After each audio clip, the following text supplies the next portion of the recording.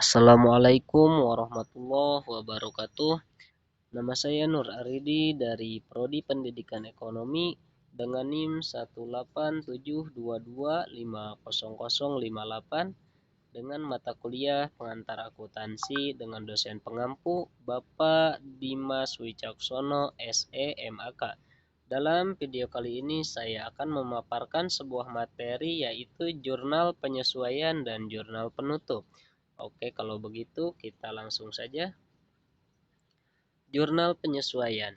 Jurnal akuntansi yang digunakan untuk melakukan proses penyesuaian terhadap saldo-saldo atau akun atau pos transaksi-transaksi tertentu agar sesuai dengan keadaan sebenarnya. Dalam proses penyesuaian laporan keuangan, contoh transaksi yang dicatat dengan jurnal penyesuaian adalah sebagai berikut. Ada transaksi sewa dibayar di muka, ada juga pendapatan diterima di muka, piutang tak tertagih, surplus on hand, dan cadangan kerugian piutang. Ada juga asuransi dibayar di muka, penyusutan aktiva tetap, rekonsiliasi bank, ikhtiar laba rugi, persediaan barang dagang.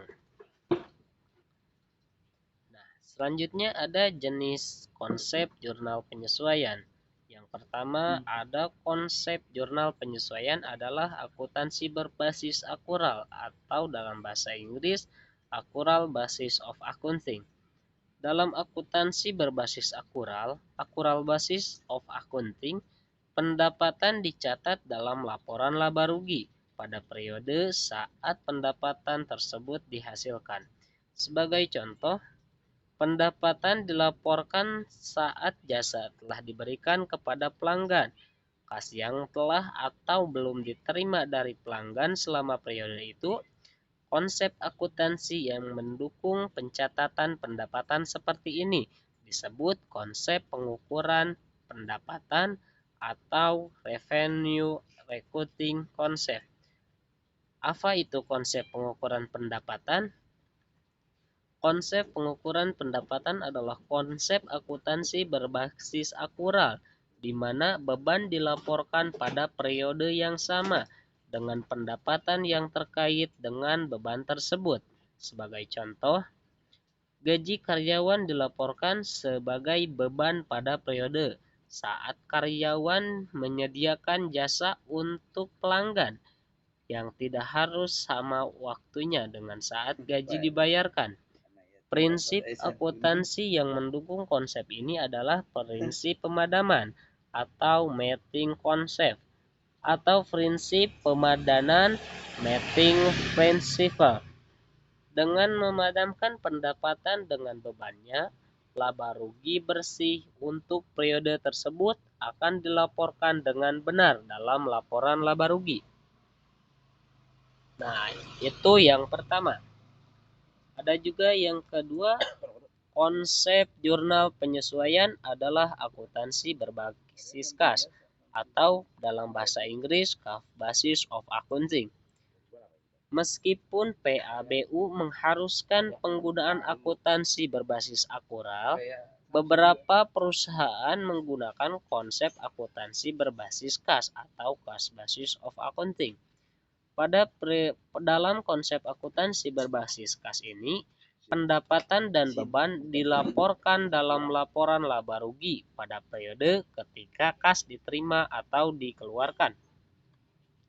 Sebagai contoh, pendapatan dilaporkan ketika kas diterima dari klien, sementara gaji dilaporkan saat kas dibayarkan pada karyawan. Laba bersih atau laba rugi bersih adalah selisih antara penerima kas atau pendapatan dan pembayaran kas atau beban. Perusahaan jasa atau perusahaan dagang berskala kecil dapat menggunakan akuntansi berbasis kas karena mereka memiliki sedikit piutang dan utang. Sebagai contoh, dokter, pengacara, dan rumah makan sering menggunakan basis kas. Bagi mereka, basis kas akan menghasilkan laporan keuangan yang sama dengan laporan yang disiapkan menggunakan basis akural. Namun, bagi kebanyakan perusahaan besar, konsep akuntansi berbasis kas tidak akan menghasilkan laporan keuangan yang akurat untuk memenuhi kebutuhan para pengguna. Nah, yang selanjutnya ada definisi atau pengertian jenis jurnal penyesuaian. Yang nomor ke-1 ada kelompok akun yang melibatkan penerimaan atau pengeluaran kas di awal. Beban dibayar di muka atau prepaid expense. Beban dibayar di muka atau adalah pos yang awalnya dicatat sebagai aset karena kasnya telah dibayar pada jasa atau barangnya belum diterima. Beban dibayar di muka disebut juga beban yang ditanggung atau deferred expense. Aset ini kemudian berubah menjadi beban dengan berlalunya waktu atau melalui operasi normal usaha. Proses penyesuaian dengan menggunakan jurnal biaya dibayar di muka, bahan habis pakai dan asuransi bayar di muka adalah dua contoh beban dibayar di muka yang memerlukan jurnal penyesuaian asuransi dibayar di muka pada akhir periode akuntansi. Contoh lain adalah iklan yang dibayar di muka dan bunga.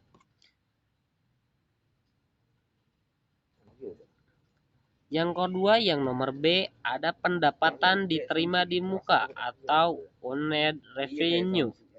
Pendapatan diterima di muka adalah proses yang awalnya dicatat sebagai kewajiban karena kasnya telah diterima di muka, padahal jasa atau barangnya belum diberikan pada pelanggan.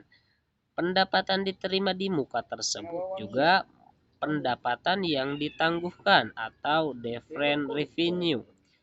Kewajiban ini kemudian berubah menjadi pendapatan seiring dengan berlalunya waktu atau melalui operasi normal usaha. Beban dibayar di muka dan pendapatan diterima di muka timbul dari transaksi melibatkan penerimaan atau pembayaran kas. Dalam hal ini, pencatatan beban atau pendapatan terkait ditanggungkan sampai akhir periode atau ke periode mendatang.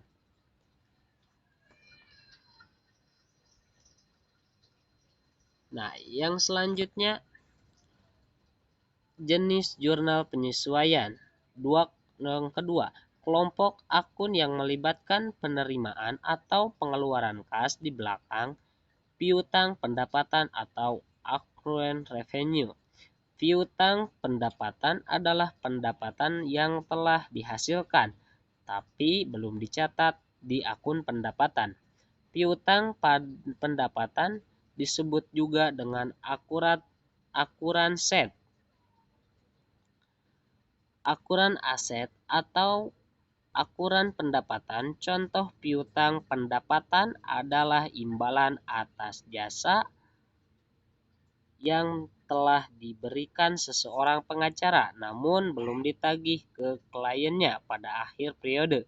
Contoh lain meliputi piutang bunga atas pemberian pinjaman kepada pihak lain dan piutang sewa atas bangunan yang disewakan. Nah, yang nomor B ada beban masih harus dibayar atau accrued expense. Beban yang masih harus dibayar adalah beban yang telah terjadi tapi belum dicatat di akun beban. Yang masih harus dibayar disebut juga akuran kewajiban atau akuran liabilitas atau ukuran beban. Contohnya adalah utang gaji karyawan pada akhir periode. Contoh lain adalah utang bunga atas pinjaman bank dan utang pajak. Dari pengertian dua akun piutang pendapatan dan beban yang harus dibayar, nah kita dapat menarik sebuah kesimpulan sederhana bahwa piutang pendapatan timbul dari pendapatan pendapatan yang belum dicatat tapi telah dihasilkan, sedangkan beban yang masih harus dibayar timbul dari beban yang belum dicatat tapi telah terjadi. Nah, di sini ada sebuah contoh. Pada tanggal 1 Januari 2019, PT Panasonic membeli bahan habis pakai atau supplies dengan nilai invoice pembelian sebesar 1.350.000. Nah, di sini untuk rumusnya di sini adalah uraiannya bahan habis pakai. Nah, 1.350.000 ditaruh di debit. Nah, di sini kasnya berkurang, ditaruh di kredit 1.350.000. Nah, tanggal 31 Januari 2019, PT Panasonic menghitung sisa bahan habis pakai yang telah digunakan dan ternyata jumlah sisa bahan habis pakai sebesar Rp 550.000. Berarti jumlah bahan habis pakai yang digunakan oleh PT itu sebesar Rp 1.350.000 dikurangi 550.000 berarti sisanya 800.000. Untuk mengupdate kondisi tanggal 31 Januari 2019, maka dibuat adjusting entry seperti berikut. Nah, bahan habis pakai ditaruh di debit, nah bahan habis pakai yang kedua ditaruh di kredit. Nah, untuk memudahkan pemahaman kita terhadap transaksi-transaksi di atas, mari dilihat akun bahan habis pakai di buku besar berikut ini. Nah, pada tanggal 31 bulan 1 2019, nah, ditaruh di debit sebesar 800.000. Nah, untuk saldo taruh di debit sebesar 800.000. Saldo akun beban bahan habis pakai adalah sebesar bahan habis pakai yang digunakan pada bulan Januari 2019, yakni sebesar Rp 800.000. Nah, selanjutnya pada tanggal 1 bulan 1 2019, nah ini 1.350.000 ya, untuk PT itu membeli bahan habis pakai ditaruh di debit sebesar 1.350.000. Nah, di sini untuk kreditnya sama ditaruh 800.000. Jadi debitnya 1.350.000. Nah, 500.000-nya ini yang dibelikan atau berarti jumlah bahan habis pakai yang digunakan yaitu 550.000 ditaruh di debit. Nah, itu mungkin untuk jurnal penyesuaian. Yang selanjutnya ada jurnal penutup. Satu tahapan terakhir siklus akuntansi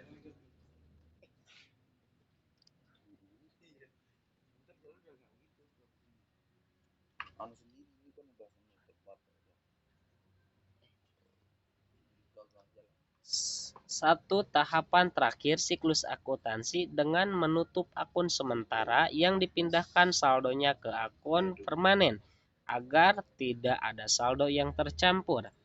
Akun sementara atau temporary accounts adalah akun-akun yang menunjukkan besarnya keuntungan perusahaan yang dihasilkan melalui sejumlah aktivitas selama satu periode akuntansi.